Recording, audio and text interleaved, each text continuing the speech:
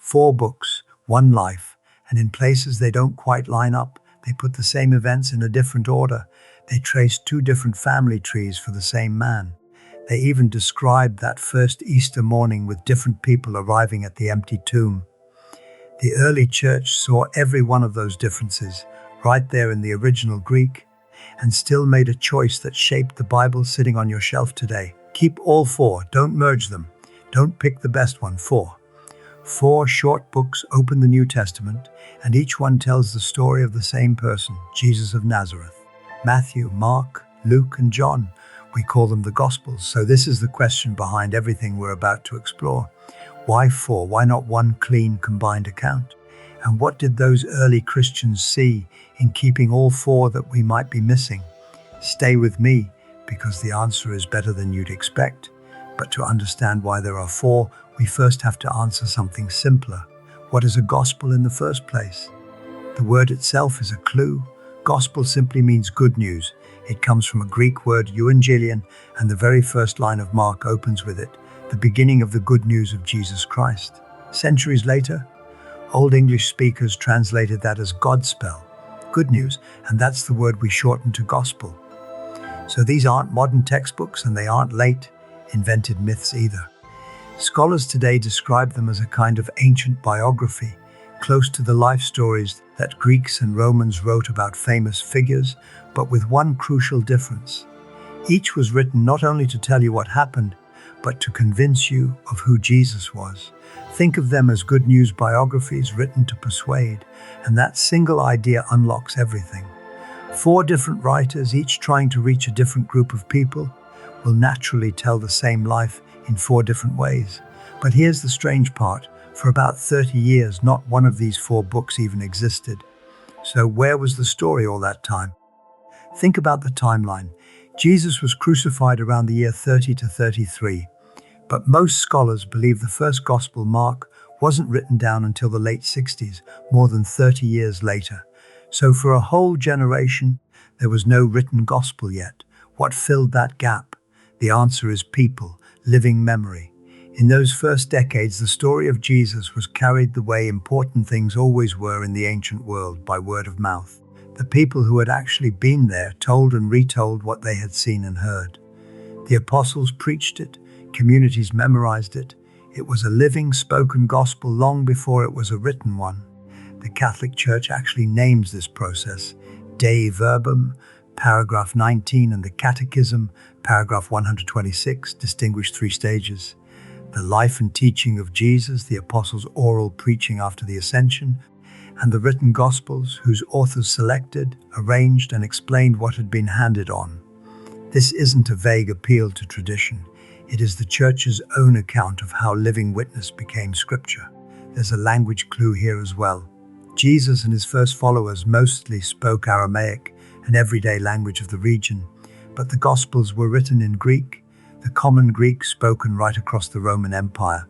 That choice mattered because it meant the story could travel far beyond the villages where it began. So why write it down at all? Partly because the eyewitnesses were growing old and beginning to die. Partly because the movement was spreading to people who had never met a single one of them. The good news needed a form that could last and travel and stay steady. That form became 4 books. But why 4 and not 1? Picture a great cathedral. Now imagine you're only allowed to photograph it from one spot, straight on from the front. You'd get a real picture, but a flat one. You'd miss the height of the towers, the depth of the side, the light through the far windows. Stand in 4 places though, and the whole building comes alive. That's the first reason there are 4 Gospels. Each writer stood, in a sense, in a different spot and wrote for a different community scattered across the Roman world. So each one noticed different details and emphasized different things about who Jesus was. Not 4 contradictions, 4 angles on one reality. But there's a detail most people miss, and it matters. Not all 4 writers were eyewitnesses. By ancient tradition, only 2 of them, Matthew and John, actually walked with Jesus. The other 2, Mark and Luke, were not there in person. Instead, they did what a careful historian does. They gathered the testimony of the people who were. 2 who saw it, 2 who investigated it. Hold on to that as we finally meet them. Matthew, Mark, and Luke often tell the same stories in the same order, sometimes nearly word for word. That is why they are called the Synoptic Gospels. They can be seen together. Most scholars think Mark came first and was used by Matthew and Luke. Some also propose a lost saying source called the Q source. Those are historical theories, not doctrines. An older Christian tradition placed Matthew first. That is enough of the puzzle for our purpose. The important question is what Christians did with the overlap. Around the year 170, Tatian tried the obvious solution. He took all four Gospels and wove them into one continuous story called the Diatessaron through the four. It was ingenious, and some Syriac churches used it for generations. If four accounts felt untidy, here was the tidy version. But the harmony did not replace the fourfold Gospel. In time, the separate books returned to the center of the church's reading and worship. Christians chose to live with four voices rather than flatten their differences into one editorial voice. The details they could have erased were precisely the details they preserved. Tatian was not the only second-century witness. Around the same period, St. Irenaeus insisted that the Gospels could be neither more nor fewer than four. His imagery, four winds and four corners of the earth, may sound strange to modern ears. But the historical point is unmistakable. By his time, the church already knew a fourfold gospel worth defending. The church did not manufacture four gospels to settle a later argument. It received them, read them, tested them against the apostolic faith, and recognized them. Keep that line, recognized, not invented. We will come back to it at the end, because Catholics still act it out every Sunday. First, meet the four voices the church refused to collapse. A man, a lion, an ox, an eagle. You have probably seen them in stained glass or carved near an altar. They come from the living creatures in Ezekiel and Revelation, which early Christians connected with the four Gospels. The exact pairings varied at first. The arrangement that endured was associated especially with St. Jerome. Matthew the man, Mark the lion, Luke the ox, and John the eagle. The symbols became a visual shorthand for four portraits of Christ. Human and royal, urgent and strong, sacrificial and merciful, soaring toward eternity. We do not need to linger over the symbols before meeting the people. First face, the man. First Gospel, Matthew. Matthew, by tradition, was one of Jesus' 12 apostles, a former tax collector who walked away from that life to follow him, which means Matthew belongs to that first group, someone who was actually there. He seems to have written mainly for Jewish Christians, and he had one great aim: to show that Jesus is the Messiah, the rescuing king that God had promised centuries earlier in the Hebrew Scriptures, what Christians call the Old Testament. So again and again, Matthew quotes those ancient promises and says, in effect, look, it's happening. He also arranges Jesus' teaching into 5 great blocks, echoing the 5 books of Moses, quietly presenting Jesus as a new Moses, giving a new law. The most famous of those blocks is the Sermon on the Mount, and some of the best-known scenes in the Bible are found only in Matthew. The wise men following the star, the words to Peter, "On this rock I will build my church," and the final command to go and teach all nations. It's Matthew, too, who gives us the scene of the Last Judgment, where the nations are sorted like sheep from goats by how they treated the hungry and the stranger. That's why his symbol is the man. His gospel opens with a long human family tree and the birth of a child, keeping our eyes on the humanity of Jesus, God entering the world as one of us. Matthew builds a throne room, but our next writer can't sit still. If Matthew is carefully structured, Mark is breathless. It's the shortest of the 4 Gospels and it moves. One of Mark's favorite words is immediately. He uses it again and again, hurrying you from one scene to the next, as if the news were too urgent to slow down. Here's the key thing about Mark. Tradition says he wasn't an eyewitness himself. Instead, he became the companion and interpreter of Peter and wrote down Peter's own memories of Jesus. So when you read Mark, many Christians believe you're hearing the recollections of one of Jesus' closest friends, caught by Mark's quick pen. He likely wrote for Gentile Christians, non-Jewish believers probably in Rome, at a time when following Jesus could get you killed. That shapes the whole book. His Jesus is a man of action and power, but above all a suffering servant, the strong Son of God who came not to be served, but to give his life. It's a gospel written for people who needed courage, Mark even keeps a few of Jesus' words in his original language, Aramaic. At a girl's bedside, Jesus says, "Talitha cum," little girl, get up, and it's Mark alone who records the strange, human detail of a young man who runs away on the night of the arrest, so frightened he leaves his clothing behind. His symbol is the lion, for the wild wilderness where his gospel opens and the raw strength of the story he tells. Our third writer is different again. Tradition tells us Luke was a physician, a doctor, and a traveling companion of the Apostle Paul. Like Mark, he was not an eyewitness, so Luke did what a good investigator does. He sought out the people who had been there and carefully researched the whole story from the beginning. In fact, he wrote 2 books, not one, his Gospel and its sequel, the Acts of the Apostles, which carries the story on into the early church. Together, they are the largest contribution to the New Testament by any single author, and Luke has a tenderness all his own.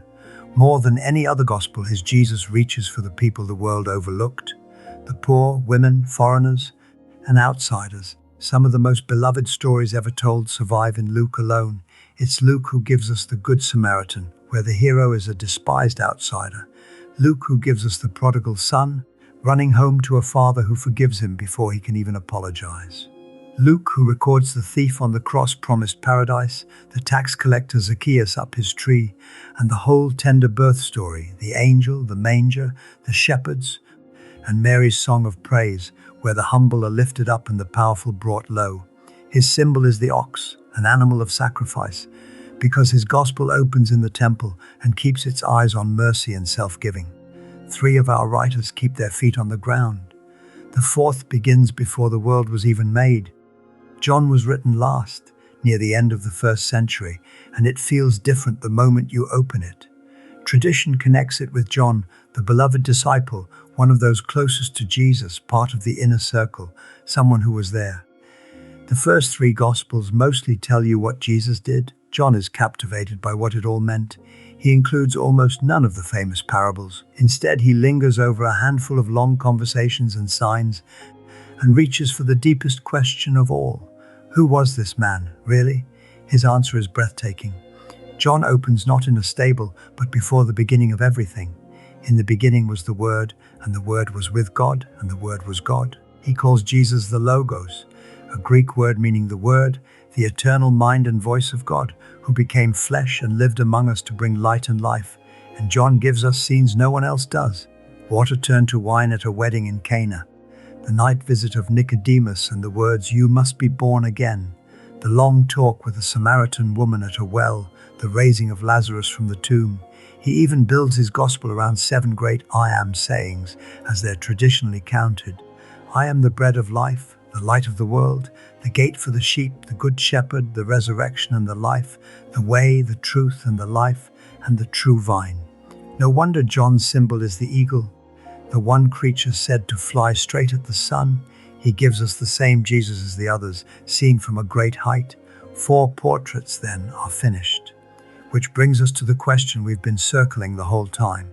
Don't they contradict each other? Let's not dodge it. Open the 4 side by side and the differences are real. Matthew and Luke both trace Jesus' family tree, and the 2 lists don't match.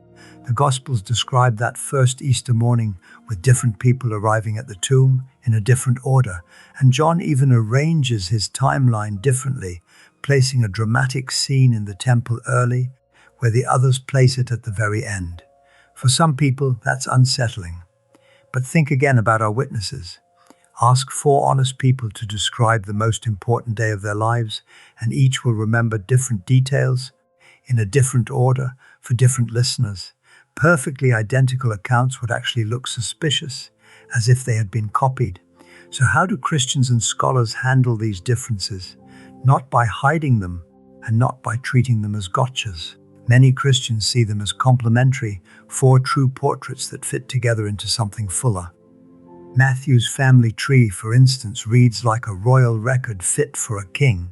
Luke's reaches all the way back to the first human, stressing that Jesus belongs to everyone. Scholars, for their part, still study and debate exactly how the details relate. Both can be honest about the same page. And here's what's easy to miss under all the differences. A shared center that never moves, The feeding of the 5,000 is the one miracle, apart from the resurrection itself, that all four Gospels record. And on the thing that matters most, all four agree completely: the empty tomb and a Jesus risen from the dead. The differences sit around the edges of a story whose heart they all share.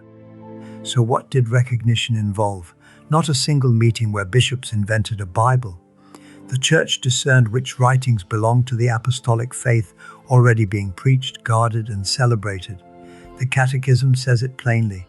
Through apostolic tradition, the church discerned which writings belong in the canon. Other texts called themselves Gospels, including the Gospel of Thomas, but they arrived later, lacked the same apostolic connection, were not received across the churches in the same way, and often carried a different theology. The four were not selected from an equal stack of finalists.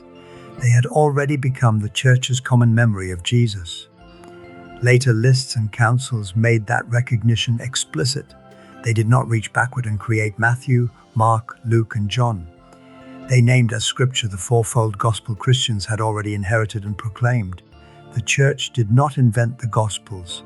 It recognized them, and Catholic worship turns that sentence into something you can see and hear. The four ancient books become one liturgical book of the Gospels, not because their voices are blended, but because the one Christ speaks through all four. That is why the answer does not end in a library or a council chamber. It ends where many Catholics meet the Gospel every Sunday, in procession at the ambo, surrounded by signs of reverence. Think about what happens at a solemn Sunday Mass. The book of the Gospels may be carried raised in procession and placed on the altar. At the Gospel, it is carried to the ambo. Candles accompany it. Incense may surround it. These gestures are not decoration for an old book. They honor Christ, whose voice the church receives in the Gospel. Then the whole congregation stands. The book is signed. The people trace the cross on forehead, lips, and heart. You stand differently for this reading because the Gospel holds a unique place. The church that once recognized these four witnesses now asks you to receive their testimony with your mind, speak it with your lips, and carry it in your heart. And now the four make sense. Matthew gives the promised king. Mark gives the urgent servant. Luke gives the healer of the forgotten. John gives the eternal word. The church did not erase those voices. Every Sunday it lets one of them speak while preserving all four. Recognized, not invented. Proclaimed, not archived. Four writers were never a problem to be fixed. They are four doorways into the same mystery, four witnesses through whom the same Christ still addresses his church. The next time you rise for the Gospel, notice the book, the procession, the candles, perhaps the incense. You are watching an answer 18 centuries in the making.